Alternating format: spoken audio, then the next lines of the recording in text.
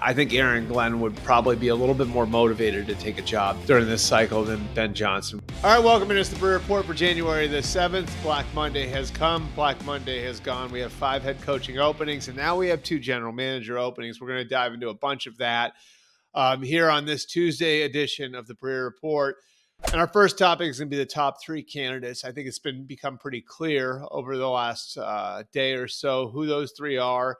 It's who we would have predicted would be the top 3 candidates going into this cycle. It's Mike Vrabel, the ex-Titans coach, and then 2 Lions coordinators, their offensive coordinator, Ben Johnson, their defensive coordinator, Aaron Glenn.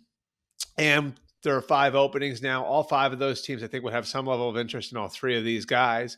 You have the 3 that you had coming into the weekend. That's the openings in Chicago, with the Jets, and then with the Saints, and 2 new openings. The Patriots fired Gerard Mayo right after their game on Sunday, and yesterday the Jaguars fired Doug Peterson as their head coach. We can start with Vrabel here.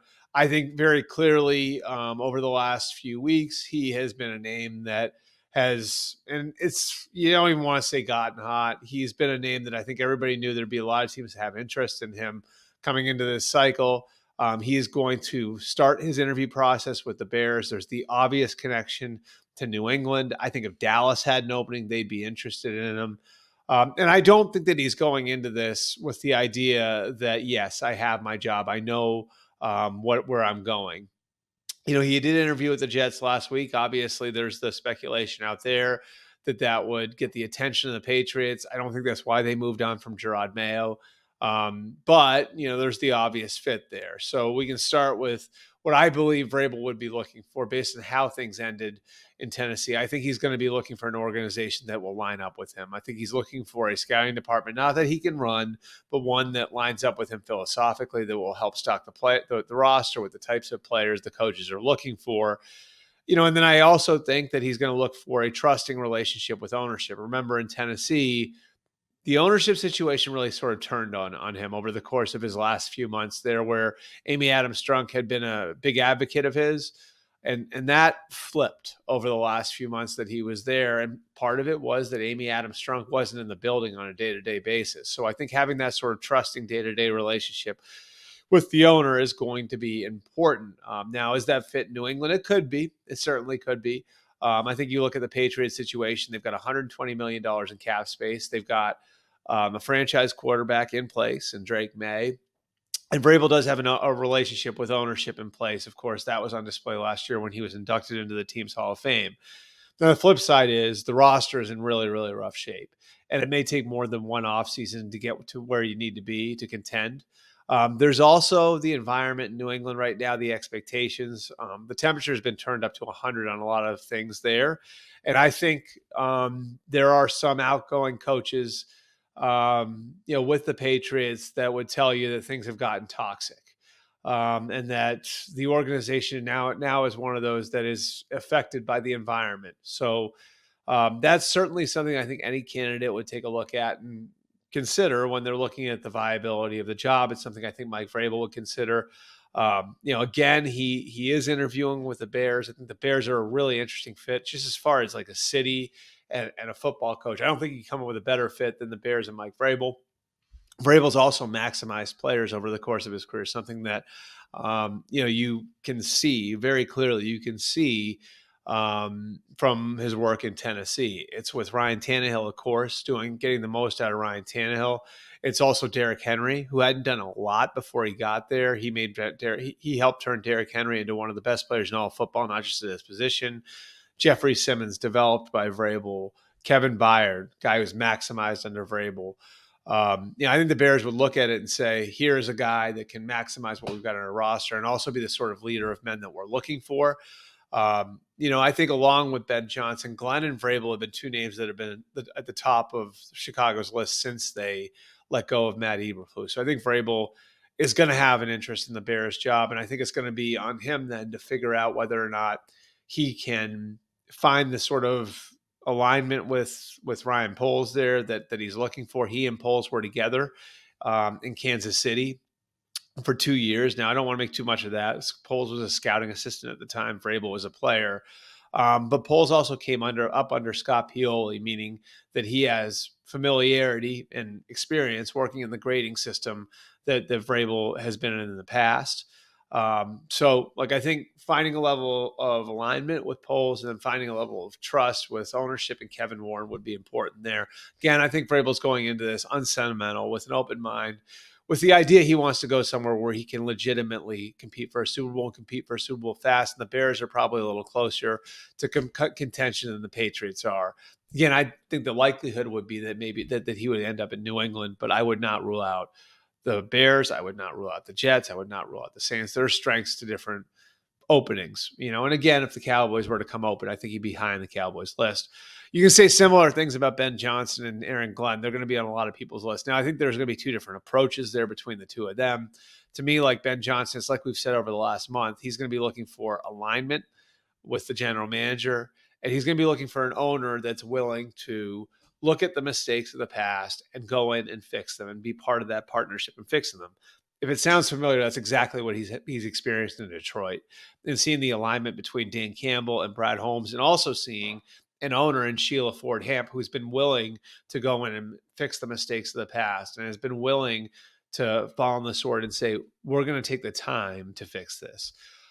There's a really good clip from a couple of years ago of Sheila Ford Ham coming out and backing Dan Campbell and Brad Holmes when things weren't going so well halfway through their second season. We all know how it turned out now, but it was a good example, I think, of what Ben Johnson is going to be looking for. Obviously, Ben Johnson's work with Jared Goff speaks for itself. So, certainly, I think he'd be one that, if the fit is right in Chicago, would be attractive because he could work with Caleb Williams. But I think he's going to have to find those things in Chicago the same way Vrabel will.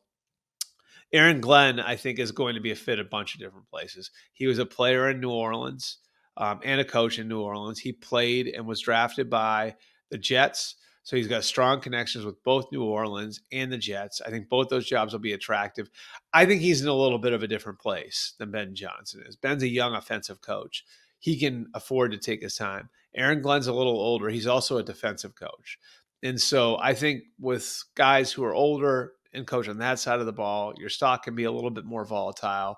So I think Aaron Glenn would probably be a little bit more motivated to take a job during this cycle than Ben Johnson would be. Again, doesn't mean they both won't wind up with jobs. I think they're both going to have opportunity, but the approach might be a little bit different, again, because of age and because of the side of the ball that the two come from. So those would be my top three candidates going into all of this. A little bit of a rundown on each of those guys. Mike Vrabel, obviously the ex-Titans coach, and then the Lions coordinators, Ben Johnson, Aaron Glenn at the top of a lot of lists. Our second topic for today, I want to jump into what's happened in Tennessee. Ran Carthon was fired today after 2 years in charge. This is a continuation of a tumultuous couple of years for the Titans. In December of 2022, they fired John Robinson, their general manager, who I believe never had a losing season there.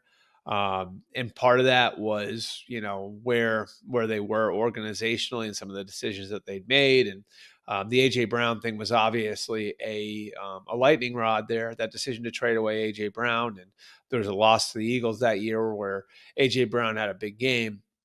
But they felt like they needed to hit reset and modernize. So they did that. They went in and they brought in Ran Carthon as general manager, Chad Brinker as assistant general manager in January of 2023. They tried to pair those two with Mike Vrabel. That, in the eyes of Amy Adams Strunk, didn't work. She wasn't there day to day, but when she would come in, she didn't like the environment in the building.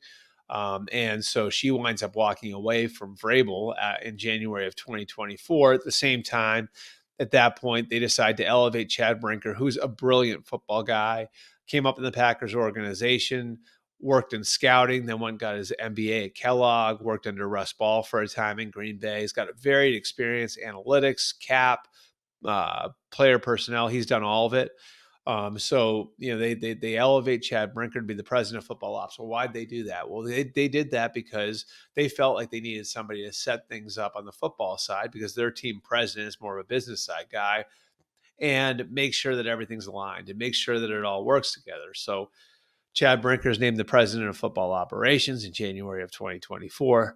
They go through this season, obviously a massively disappointing season, worst team in the league, number one overall pick.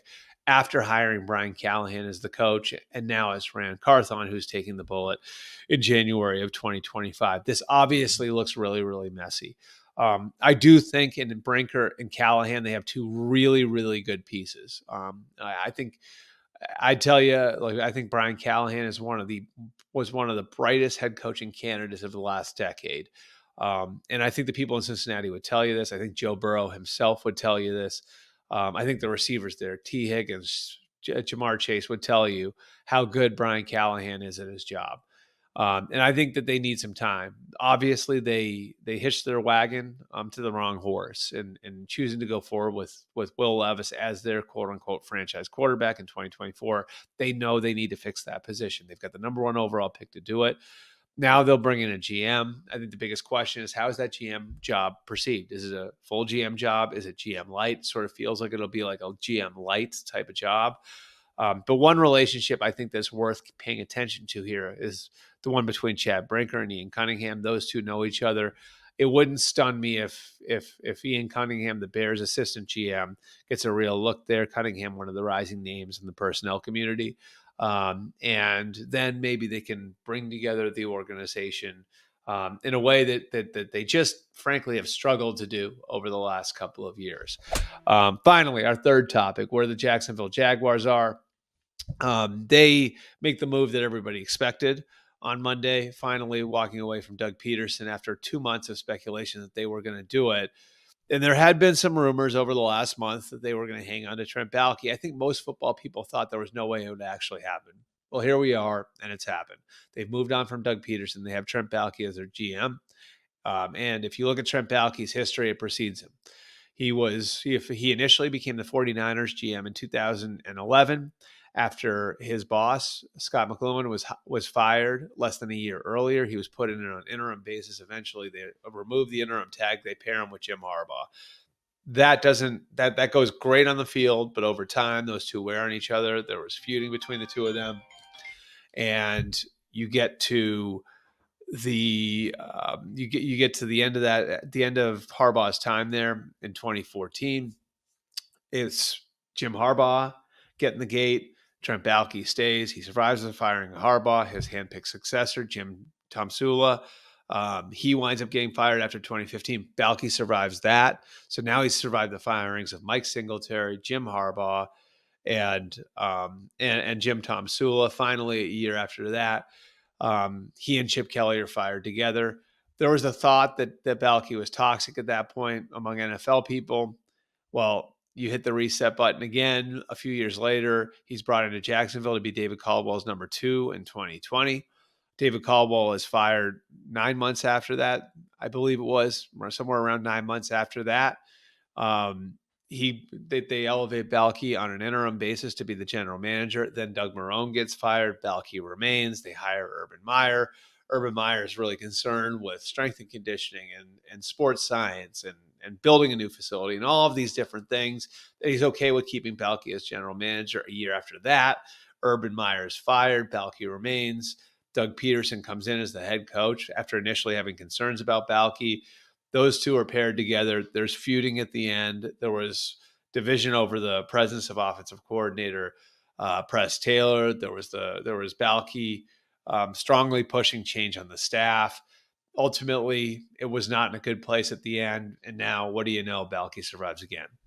So the reason I took you through all of that is because if you want to know why a head coaching candidate, and there are, I can tell you on good authority, coaching candidates here who will not touch that job now if Baalke is to remain in it. If you're a coaching candidate, how do you look at that? If you don't have a personal relationship with Trent, are you going to trust that that's going to go the right way after so many of them didn't? Are you going to believe that it's going to work for you where it didn't for so many other people? Or are you going to look at it and say, no, I'm okay. I don't want that one. Now, it's 1 of 32. These jobs pay very well. They're destinations for people. Trevor Lawrence is there. There are things to sell about the Jacksonville job. But are you going to trust that this is going to work for you where it hasn't for so many other people?